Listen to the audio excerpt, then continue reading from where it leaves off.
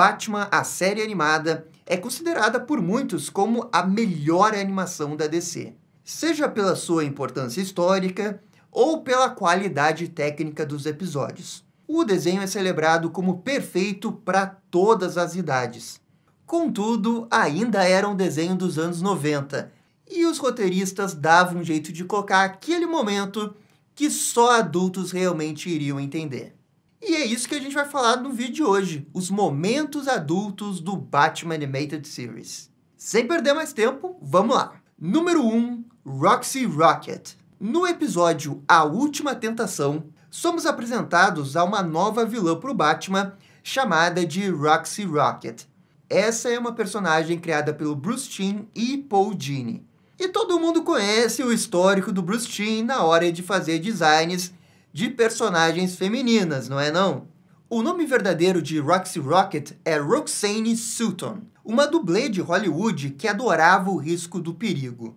Até que chegou o dia de que um simples perigo de um filme hollywoodiano não era mais o bastante. Então, ela se tornou uma vilã que pilota esse foguete.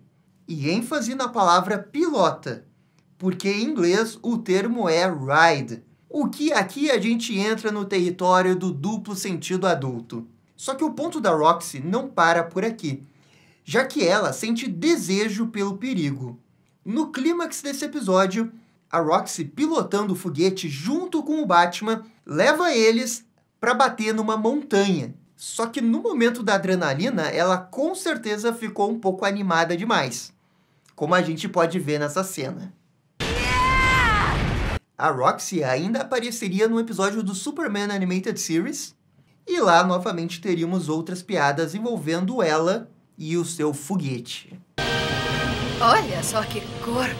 Número 2. Mulheres na festa do Charada. No episódio que o Charada finge estar reformado, ele ajuda uma empresa a crescer financeiramente com as suas ideias de brinquedos de charadas. E com isso, ele se torna um grande sucesso na empresa e é convidado para altas festas. E é aqui que, numa dessas festas, duas mulheres vão chegar no Enigma. Essa de vestido azul vai dizer que o vilão é adorável. Mas até aí tudo bem, não tem nenhum sentido adulto. Isso é, até chegar a segunda, perguntando pro Charada como que funciona essas duas bolinhas. O desenho ainda solta um efeito sonoro para pontuar exatamente a piada que eles querem fazer. Como funciona isso? Agora, dentro da narrativa do desenho, obviamente que as bolinhas fazem parte daqueles enigmas que o próprio Charada criou. Contudo, fica sugerido que ela só está puxando o saco do Charada, segurando essas duas bolinhas que o próprio Charada criou. E nesse mesmo episódio, eles ainda colocam esse infame uniforme com um ponto de interrogação na pior localização possível para sua assistente. Número 3. Bárbara Gordon fala com seu pai. Essa daqui aconteceu num dos episódios mais marcantes do desenho, que foi À Beira do Abismo. Aqui vemos a Batgirl morrer após um encontro com o Espantalho. Essa morte é extremamente chocante, já que ela cai exatamente no carro que estava o comissário Gordon. Ao ver que a Batgirl é a sua amada filha Bárbara, Gordon se sente traído e começa uma caçada ao Batman, descobrindo que ele é Bruce Wayne. O Asa Noturna é capturado e tudo vai por água abaixo. É realmente um episódio intenso. Mas no final é revelado que tudo isso foi uma grande alucinação da Batgirl por causa do gás do medo. Mesmo assim, a Bárbara reflete sobre seus principais medos e decide contar a verdade para o seu pai, de que ela é a Batgirl. Ela até faz um super jantar para o seu paizão e depois faz toda uma cerimônia para contar sobre o seu novo emprego à noite. Contudo, ela nunca chega a contar qual que é esse emprego, porque o Gordon a interrompe e fala que não importa qual que é o emprego, ele sempre vai amá-la. Só que o Gordon nunca de fato fica sabendo que a Bárbara é a Batgirl. E aí vocês entenderam, né, gente? Pro Gordon não importa qual que seja esse emprego à noite. Ele realmente não se importa. O que será que ele realmente entendeu dessa conversa? Vocês que me digam. Número 4, temática de drogas. No maravilhoso episódio Nunca é Tarde Demais, os produtores tiveram que fazer uma história envolvendo vícios de drogas sem de fato mostrar nada, por questões de censura, o que é um desafio e tanto. E acompanhamos o personagem Strongwell, um chefe de uma quadrilha que rivaliza com Rupert Thorne. E toda essa disputa de territórios envolve tráfico de drogas. O Strongwell também está com problemas pessoais, pois o seu filho está desaparecido. Ele acha que o mafioso rival o sequestrou, mas o Batman revela a verdade para ele. O seu filho está num centro de reabilitação de drogas, e justamente as drogas que ele vendia. E o Batman usa isso como argumento para fazer com que o Strongwell encerre sua organização criminosa. Contudo, tem uma outra coisa acontecendo ali. E isso envolve o flashback do melhor amigo de infância do Strongwell, o Michael. O flashback envolve uma locomotiva que atropela o seu amigo. E aqui o desenho do Batman usa sabiamente o trem como uma metáfora para simbolizar uma grande mudança que o próprio Strongwell não aceitava, de que se ele continuasse com seu cartel, a sua família inteira iria se perder. Uma grande metáfora que muitas crianças não entenderam na época. Número 5. Arlequina em Louco Amor. No episódio que descobrimos a origem da Arlequina, e que foi adaptado das HQs do Batman Animated Series, a Arlequina tenta chamar a atenção do Coringa para ter um momento de intimidade. O primeiro ponto, mais óbvio, é que eles colocam a Arlequina de lingerie, algo que nos dias de hoje jamais iria acontecer num desenho para todas as idades. E depois a Arlequina pergunta, na versão em inglês, se o Coringa não quer montar na Harley, o que é uma piadinha adulta envolvendo o seu nome com a marca de motos Harley Davidson. E é claro que eu não preciso explicar que ela não estava falando de uma moto de verdade, né, gente? Também tem um outro momento adulto da Arlequina, e que esse é simplesmente inacreditável que passou pela censura. No episódio que o Rastejante aparece pela primeira vez, o Coringa fica meio chateado que tem uma outra pessoa com uma origem parecida com a dele. Com o palhaço do crime chateado, a Arlequina percebe isso e tenta fazer uma surpresa para animar o palhaço. Ela coloca uma torta gigante no esconderijo deles e fica dentro dela. E quando o Coringa chega ali, ela pergunta se o mesmo não quer experimentar a torta. Em inglês, a palavra pie possui uma conotação adulta também. E também tem toda a questão visual da Arlequina coberta de torta. A música que a Arlequina canta também é uma alusão a Parabéns ao Presidente Kennedy, que a famosa atriz Marilyn Monroe cantou, e que inclusive existem rumores de que os dois tiveram um caso no mesmo período que ela cantou a música. Aliás, nesse mesmo episódio, os roteiristas estavam muito loucos, pois o Rastejante depois persegue a Arlequina e quando ela revida, o Jack responde com essa frase nada sutil. Isso mesmo, garota, me bate. Eu tenho sido mal. Além disso, ele fica perguntando o que mais a Arlequina pode dar pra ele. E também tem essa infame piada do vilão caindo em cima da Arlequina. Como eu disse, eu não sei como esse episódio passou pela censura. Número 6. Sessão de estudo dá errado. Nesse universo do desenho, os produtores queriam que o Robin fosse um pouco mais velho e passasse um tempo na universidade. Essa era a desculpa perfeita para que nem sempre o Robin aparecesse nos episódios. Uma desculpa que inclusive foi utilizada nas HQs do Batman dos anos 70. No episódio Casa e Jardim, podemos ver um pouco a vida do Dick Grayson na faculdade, já que ele vai estudar com uma colega chamada Cindy. E o Dick chama ela para estudar com segundas intenções muito claras. E a Cindy percebe essas segundas intenções, e quando eles estavam prestes a assistir Netflix em 1993, o telefone toca, interrompendo o último romântico Dick Grayson. O mais engraçado é que quem estava ligando era o próprio Batman, o pai adotivo do Dick, exatamente na pior hora possível. Ele, inclusive, pede desculpas pelo que aconteceu depois. Desculpe.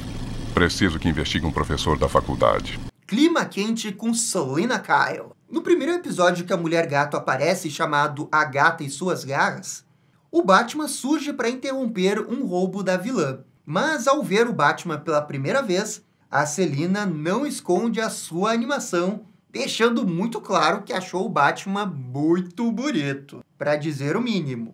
Magnífico! Ainda nesse episódio, o Bruce Wayne é dito como o solteiro mais cobiçado de Gotham e participa de um leilão beneficente em troca de um encontro com o bilionário. A Selina Kyle paga a bagatela de $10 mil pelo encontro. Coisa básica, muito baratinha. Em outro episódio com a Mulher Gato, na qual ela pega uma febre, o Cavaleiro das Trevas tenta tirar a temperatura dela. E ao ver o resultado, ele diz que ela tá quente. O que em inglês fica parecendo outra coisa, porque ele diz she is hot. E isso possui um duplo significado para dizer que a pessoa é muito bonita. E a reação da Selina é impagável, dizendo que só agora ele percebeu que ela é bonita depois de tantos desses anos. Baby Doll. Um dos melhores episódios do Batman Animated Series é com a vilã Baby Doll, ou a bonequinha em português. O seu nome verdadeiro é Mary Louise Doll, e ela sofre de hipoplasia sistêmica, que é uma doença que impedia que ela crescesse e ficasse eternamente com a aparência de uma criança, mesmo sendo adulta. E bem, o nome da doença realmente existe, mas não é exatamente como é retratada no desenho. Contudo, o que a Baby Doll parece representar é a figura de um ator mirim que, por causa da sua aparência de criança, não conseguiu prosseguir com a sua carreira promissora. E isso lembra um pouco o caso de um ator de uma sitcom chamada Arnold, muito famosa nos anos 80 em todo o mundo. O ator Gary Coleman, ainda criança, teve um problema renal que resultou numa sequela dele de não poder mais crescer. Na sua adolescência, ele ainda tinha uma aparência de criança e interpretou o Arnold por mais de 8 anos. Depois da série de televisão, Gary Coleman apareceu em algumas outras produções, mas nada com muito destaque. E viveu a vida inteira na sombra de um papel que ele fez quando jovem. A outra coisa é o design da Baby Doll, que remete a uma personagem interpretada por Shirley Temple, e que inclusive teve um brinquedo dela na vida real. Esse visual também é uma trope das animações, porque existem outras personagens com designs parecidos, como a Felícia do Tiny Toons e a personagem Darla Dimble. Ainda sobre a vilã, na sua segunda aparição, que foi quando eles trocaram o traço do desenho, ela se alia ao Killer Croc, e fica realmente entendido aqui que eles estão sendo um casal. O desenho não esconde nem um pouco que isso é estranho, porque até a Batgirl pergunta pro Batman o que será que eles estão fazendo no encontro. Como será que eles namoram? Pois é, eles fizeram essa piada no desenho. Coringa, Arlequina e o imposto de renda. Quando o Coringa fica milionário após um chefão do crime morrer e deixar milhões para o palhaço do crime, o Coringa fala que agora é um novo homem e que não vai mais cometer crimes. O problema é que depois ele descobre que tudo isso foi uma grande piada do mafioso que morreu, porque ele odiava o Coringa. E agora, praticamente sem dinheiro, o Coringa descobre que está devendo milhões de dólares para a Receita Federal dos Estados Unidos. E o mesmo admite que não é louco o suficiente para passar a perna na Receita Federal. Uma piada sutil que só iríamos entender de fato quando fôssemos adultos. Agora, também nesse episódio, o Coringa tenta conseguir uma nova Arlequina. E uma das candidatas pega o palhaço do crime e o joga sobre o seu corpo. Aliás, tem uma outra piada meta em cima desse negócio da Arlequina, porque um dos candidatos é o próprio Paul Dini, vestido de Arlequina. Lembrando que o Paul Dini é um dos criadores da Arlequina. Rei do esgoto. A série animada tinha alguns episódios que falavam sobre temas delicados. E um desses episódios foi o Habitantes do Subterrâneo, que vemos crianças morando nos esgotos de Gotham e sendo manipuladas pelo Rei do Subterrâneo. Todas as crianças que aparecem aqui são órfãos e viviam nas ruas quando foram acolhidas pelo tal rei. O problema é que ele não tinha boas intenções e usava as crianças para roubar coisas nas superfícies para o seu reinado nos esgotos. A temática mais séria sobre tráfico de pessoas ficou muito evidente. Olha só essas imagens dessas crianças caminhando em fila em direção aos esgotos como se fossem escravos. O rei também maltratava as crianças, as fazendo passarem por torturas, com elas até tendo medo de abrir os olhos. E isso tudo fica ainda mais evidente quando chegamos no final do episódio e o Batman passa todo um sermão pro vilão adulto. Por quê? Eu não dou a sentença. Tributo a Adam West. Um dos episódios favoritos dos fãs é o Cuidado com o Fantasma Cinzento, que homenageia o legado do Adam West como Batman ao colocar o ator para dublar Simon Trent, um ator que no universo do desenho trabalhou na série do Fantasma Cinzento. O episódio é espetacular e altamente meta por envolver o Adam West. Então meu trabalho não foi em vão. Contudo, a parte que só adultos entenderam fica exatamente pelas crianças que desconheciam a importância do Adam West. E isso fica ainda mais difícil de saber se você assistiu ao desenho dublado. O fato do Simon Trent também não se sentir valorizado como ator e ter dificuldade de continuar sua carreira após o Fantasma Cinzento reflete um pouco a carreira do Adam West também. Especialmente porque depois dos anos 80, quando o Batman começou a ter histórias muito mais sérias e darks, houve uma rejeição dos fãs da época pelo Batman colorido e descompromissado que ele fez. Uma outra coisa que é praticamente impossível de perceber quando criança é que o vilão desse episódio, o Ted Dimer, é uma auto-inserção do criador do desenho Bruce Timm. E também temos um personagem muito parecido com Paul Dini, que é o dono de uma locadora. Além disso, o episódio está repleto de referências a filmes antigos, como Deadpool, da franquia Dirty Harry, Arlequina e Era Venenosa. Quando a Arlequina foi criada, não havia a intenção de colocá-la como um par romântico da Era Venenosa. Contudo, quando tivemos o episódio Arlequina e Era, as coisas começaram a mudar. Nesse episódio, a Arlequina é expulsa da gangue pelo Coringa, após uma série de infortúnios. Sozinha, ela encontra a Era Venenosa. E, a partir daqui, elas se tornam super parceiras de crime. O episódio puxa muitas inspirações do clássico Thelma e Louise. É exatamente a mesma coisa que acontece no episódio do Batman Animated Series. Elas passam a morar juntas e vemos as duas andando muito à vontade com a outra. Sabe de uma coisinha? Você tem estilo. Isso é verdade. Nunca foi a intenção delas ficarem juntos, mas ficou subentendido que talvez sim, e uma sementinha foi plantada nesse momento de que algo poderia ser desenvolvido no futuro. Anos mais tarde, tivemos um outro episódio do Batman Animated Series que mostra as duas morando juntos novamente. Mesmo assim, de propósito ou não, foi por causa dessa boa amizade que surgiu nesse episódio que elas acabaram se tornando um casal no futuro. Marido-vilão.